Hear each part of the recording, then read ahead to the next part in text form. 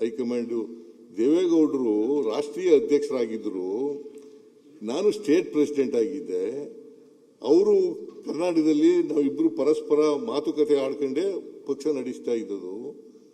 ದೇವೇಗೌಡರು ಜನತಾದಳ ಎಸ್ನಲ್ಲಿ ಕರ್ನಾಟಕದಲ್ಲಿ ಇದ್ರು ಅಂತ ಹೇಳಿದ್ದು ನಾನು.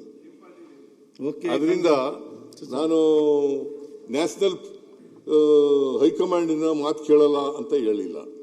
ಹೈಕಮಾಂಡ್ ಮಾತು ಕೇಳ್ತೀನಿ, ಈಗಲೂ ಕೇಳ್ತೀನಿ, ಮುಂದೆನೂ ಕೇಳ್ತೀನಿ, ನಾಳೆನೂ ಕೇಳ್ತೀನಿ. ನಾಳಿದ್ದು ದೇವೇಗೌಡರು ಏನ್ ಮಾಡಿದ್ರು, ಯಾಕೆ ನಾನು ಕೇಳಲಿಲ್ಲ ಅಂತಂದ್ರೆ, ಹುಬ್ಳಿನಲ್ಲಿ ಒಂದು ಸಮಾವೇಶ ಮಾಡಿದ್ರು,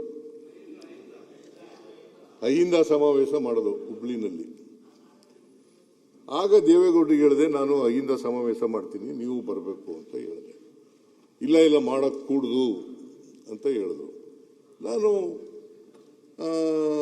I went with Ahinda conference.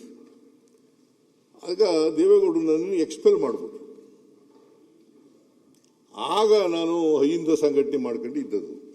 ಆಮೇಲೆ ಕಾಂಗ್ರೆಸ್ ಸೇರ್ಕೊಂಡೆ, ಅಲ್ಲಿಂದ ಬಿಡುವುದು 2006ರಲ್ಲಿ